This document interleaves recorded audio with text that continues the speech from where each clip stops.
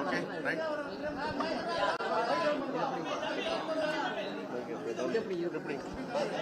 Down பண்ணுங்க. Okay. நீ ஏத்திட்டே இருக்க கூடாது. சாமி விடு, நம்ம டிவி தானே. சென்னை மாகாணத்தின் முன்னாள் முதலமைச்சரும் சுதந்திர போராட்ட தியாகியுமான குமாரசாமி ராஜா அவர்களுடைய பிறந்தநாள் விழா மற்றும் ஒடுக்கப்பட்டோரின் முன்னோடி மேனாள் நாடாளுமன்ற உறுப்பினர், மேனாள் சட்டமன்ற உறுப்பினர், தனியாக சுயேட்சையாக நின்று எந்த கட்சி ஆதரவு இல்லாமல் வெற்றி பெற்று பிறகு காங்கிரஸ் பேரியக்கத்தில் இணைந்த தலைவர் திரு மணி அவர்கள், அவர்களுடைய பிறந்தநாளையும் இன்று தமிழ்நாடு காங்கிரஸ் கமிட்டியின் சார்பாக கொண்டாடப்பட்டு இருக்கிறது. இப்படிப்பட்ட ஒரு மாபெரும் தலைவர்கள் எல்லாம் காங்கிரஸ் பேரியக்கத்தில் பணியாற்றினார்கள், தலைவர்களாக இருந்தார்கள் என்பது நினைத்து பெருமைப்படுகிறோம். இந்த தலைமுறை குமாரசாமி ராஜா அவர்களுடைய வாழ்க்கையை படிக்க வேண்டும். அவருடைய வீடு இன்று காந்தி நூலகமாக மாற்றப்பட்டிருக்கிறது. அவர் கடைசி வரை கையில் ஒரு நையா பைசா கூட இல்லாமல் ஈமச்சடங்கை செய்வதற்கு கூட பணமில்லாத நிலையில் அவர் இறந்தார் என்ற வரலாறுகள் சொல்லுகின்றன. இப்படிப்பட்ட ஒரு மாபெரும் தலைவர்களுக்கு இன்று புகழ் அஞ்சலி, மலரஞ்சலியை செலுத்தியிருக்கிறோம். வெகு விரைவில் பேச்சுவார்த்தை நடைபெறும். தொகுதி பங்கீடு பற்றி சுமூகமாக முடிக்கப்படும்.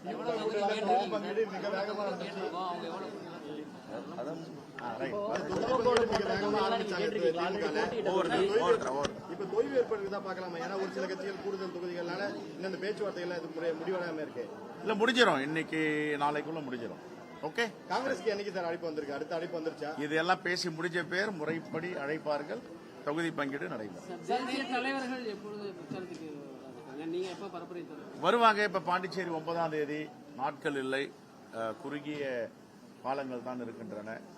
ஆகவே வெகு விரைவாக எங்களுடைய இப்போ தலைவர் ராகுல் காந்தி, தலைவர் மல்லிகார்ஜுன கார்கே, அமித் சகோதரி பிரியங்கா காந்தியோட ப்ரோக்ராம்லாம் இப்போ நாங்கள் டிஸ்கஸ் பண்ணிட்டு இருக்கோம். வெகு விரைவில் பத்திரிகையாளர்கள் அறிவிக்கும். மேற்கு வங்கத்தில் தலைமைச் செயலாளர் மாற்றப்பட்ட நிலையில் இன்றைக்கு டிஜிபி உள்ளிட்ட முக்கிய அதிகாரிகளை தேர்தல் ஆணையம் மாற்றியுள்ளது. தமிழகத்திலும் இதுவரை ஆரம்பிப்பதற்கான வாய்ப்பு இருக்குன்னு இவங்க ஏற்கனவே இது மாதிரிலாம் பண்ணுவாங்கன்ட்டு மாண்புமிகு முதலமைச்சர் எல்லாரையும் மாத்திட்டார்.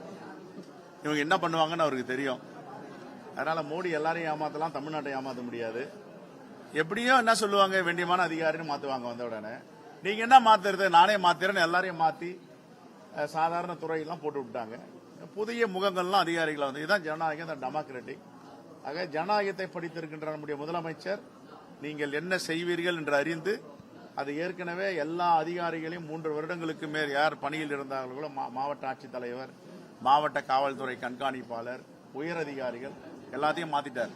ஏன்னா தெரியும் தேர்தல் ஆணையம் யாருடைய தேர்தல் ஆணையம், அது எப்படி செயல்படும் எல்லோருக்கும் தெரியும். ஆகையால அவர் முன்னாடியே முன்னெச்சரிக்கை நடவடிக்கை எடுத்துட்டார். சார், புதுச்சேரிக்கும் தமிழ்நாட்டுக்கும் வேறு தேதியில தேர்தல் வச்சது கூட பல பேர் வந்து அதை விமர்சனம் பண்றாங்க. இது வரைக்கும் ஒன்னா தான் தேர்தல் நடந்துச்சு, இப்ப மட்டும் மாற்றி வைக்கிறதுக்கான காரணம் என்னன்னு கேள்வி. இப்ப தேர்தல் தேதி யார் குறிப்பிட்டது? தேர்தல் தேதி இந்தந்த தேதியில இந்தந்த மாநிலத்தில் தேர்தல் நடக்கும்னு யாரு குறிச்சு கொடுத்தது? தேர்தல் ஆணையம். நம்புறீங்களா நீங்க? தேர்தல் ஆணையம் தான் சார் நம்புறீங்களான்ற அதிகாரப்பூர்வமா அவங்க தான் சார் வெளியிடுறாங்க. அமித்ஷாவும் மோடி அவர்களும் எழுதி கொடுத்ததை தேர்தல் ஆணையம் படிக்கிறது தான் எனக்கு தெரிஞ்சு எல்லாரும் சொல்றாங்க.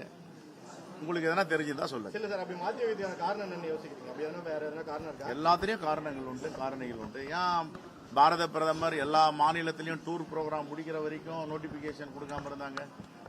அவர் எல்லா அசாம், மேற்கு வங்கம், கேரளா, பாண்டிச்சேரி, தமிழ்நாடு எல்லாத்தையும் முடிச்சிட்ட பிறகு நேற்றுக்கு வந்து அறிவிக்கிறாங்கன்னா இது எதை காட்டுது? எல்லோருக்கும் தெரியும். எல்லாரும் சொன்னாங்களே 14ஆம் தேதிக்கு மேலதான் அறிவிப்பு போறோம்னாங்க. ஏன்னு கேட்டா 14ஆம் தேதி வரைக்கும் பிரதமருடைய டூர் ப்ரோக்ராம் இருக்கு. அவர் டூர் ப்ரோக்ராம் முடிச்ச பேர் அறிவிப்பாங்க. அதே மாதிரி அறிவிச்சிருக்காங்க.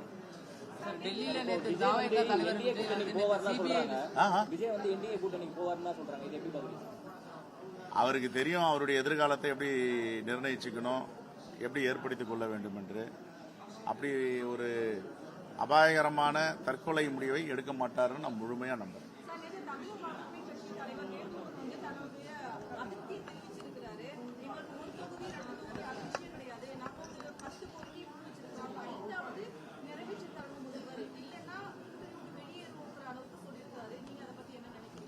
நாங்க எங்க காங்கிரஸ் பேரியக்கம் பிற கட்சிகளுடைய விஷயத்தில் மூக்கு நுழைக்கிறது இல்ல. இதை பத்தி தெரியாது. அவருடைய வலிமையான கூட்டணி தான் மாற்றுக்கிறது இருக்கு. வலிமையான கூட்டணி தான். சார், காங்கிரஸ் கட்சி சார்பாக இந்த வேட்பாளர்களுக்கு விருப்ப மனு கொடுத்தவங்க நேர்காணல்லாம் நடைபெறுமா? இல்ல எல்லா மாவட்டத்திலும் நடந்துட்டு இருக்கு. ஏறக்குறைய 80 விழுக்காடு மாவட்டங்கள்ல நேற்று நம்ம நடத்தி முடிச்சிருக்காங்க. ஜனநாயக வழியில யார் யாரெல்லாம் மனு கொடுத்தாங்களோ எல்லாரையும் மாவட்ட தலைவர் தலைமையில் ஒரு ஸ்கிரீனிங் கமிட்டி போட்டு, டிஸ்ட்ரிக்ட் ஸ்கிரீனிங் கமிட்டி போட்டு அவர்களை கூப்பிட்டு கலாய்வு செய்து, அவர்களை கூப்பிட்டு நேர்காணல் செய்து, யார் யார் தகுதியானவர்கள் வந்து ஒரு தொகுதிக்கும் 5லிருந்து 10 பேர் அனுப்ப சொல்லியிருக்கோம். இப்ப அனுப்பியிருக்காங்க. அதை வச்சு ஸ்டேட் ஸ்கிரீனிங் கமிட்டி ஆய்வு செய்யும். இந்த முறை காங்கிரஸ் உடைய வேட்பாளர் பட்டியல் எப்படி இருக்கும்? கலவையா இருக்குமா? அதாவது இளைஞர்களுக்கு, பெண்களுக்கு முக்கியத்துவம் வாய்ந்த ஒரு வேட்பாளரா இருக்குமா, இல்ல எப்படி இருக்கும் சார்? யாரும் எதிர்பாராத அளவிற்கு இருக்கும் சார். நீங்க எந்த தொகுதி? ஸ்ரீபெரும்புத்தூர் தொகுதியில தான் போட்டியிட போறீங்களா? எங்க அகில இந்திய தலைமை எங்க நிக்க சொல்றாங்களோ நிக்க வேணாம்னா நிக்க மாட்டேன். 234 தொகுதியிலும் போய் வேலை பார்ப்பேன். எங்க அகில இந்திய தலைமை சொல்றதுதான். காங்கிரஸ் கட்சி ஏற்கனவே போட்டியிட்ட தொகுதியில கேட்பீங்களா, இல்ல வேற தொகுதியில கொடுத்தா வாங்கிப்பீங்களா? அது எங்க அகில இந்திய காங்கிரஸ் கமிட்டி வந்து பிளஸ் ஸ்ட்ராட்டஜிஸ்ட்லாம் அனுப்பி ஒரு ஆய்வறிக்கை எடுத்திருக்காங்க. அந்த ஆய்வறிக்கை என்ன வருதுன்னு தெரியல. அது அகில இந்திய காங்கிரஸ் கமிட்டி தலைமையிட்டு தான் கொடுப்பாங்க. அது கொடுத்த பிறகு அவங்க என்ன வழிகாட்டுறாங்களோ அது மாதிரி நாங்க மாற்ற வேண்டும் என்றால் மாற்ற வேண்டியிருக்கும். சார், பல்வேறு ஊடகங்கள் கருத்து கணிப்பு தெரிவிக்கிறாங்க. அதுல அதிமுக தான் முதல் இடத்துல பிடிக்கும்னு சொல்றாங்க. இந்த கருத்து கணிப்பு எப்படி பாக்குறீங்க? சூரியன் கிழக்குல உதைக்குதுன்னு சொன்னா நம்புவீங்களா? மேற்குல உதைக்கு சொன்னா நம்புவீங்களா? எதை நம்புவீங்க? சூரியன் எங்க இருந்து வரும் சொல்லுங்க சார். மேற்குன்னா நம்புவீங்களா? அது மாதிரிதான் இருக்கு நீங்க சொல்றது.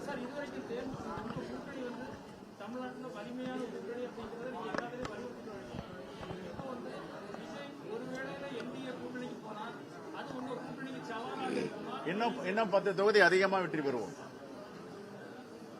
தமிழ்நாட்டு மக்கள் அவ்வளவு விவரம் இல்லாதவங்களா? அவ்வளவு என்ன நாடகம், எவ்வளவு பேச்சு, அதெல்லாம் பார்ப்பாங்கல்ல. அவரே சொல்லியிருக்காரு, ஐடியாலஜிக்கல் எனிமி. தமிழ் என்ன சொல்லியிருக்காரு சொல்லுங்க சார். பத்திரிகையாளர் நீங்க தானே சொல்லணும். கொள்கை எதிரி. கொள்கை எதிரி கிட்ட போய் எப்படி போக முடியும்? கேட்பாங்களா? நேற்று வரைக்கும் கொள்கை எதிரிட்டு நீங்க போறீங்களா? கேட்பாங்களா? கேட்க மாட்டாங்களா? இது தமிழ்நாட்டு மக்கள் அவ்வளவு விவரம் இல்லாதவங்களா? ஏங்க இன்னும் சொல்லி அந்த வாயில வார்த்தை வந்து கூட என்ன ஆறாம இருக்கு, கொள்கை எதிரி எப்படி போவாங்க? அதெல்லாம் போக மாட்டாங்க. தாவேகா என்டிஏ கூட்டணி ஒரு வேலை அமைச்சு கூட்டணி அமைஞ்சதுன்னா திமுகவோட நிலைப்பாடு 10 தொகுதி இன்னும் கூடுதலாக வெற்றி பெறுவோம். 210 இன்னும் 220 வெற்றி பெறுவோம்.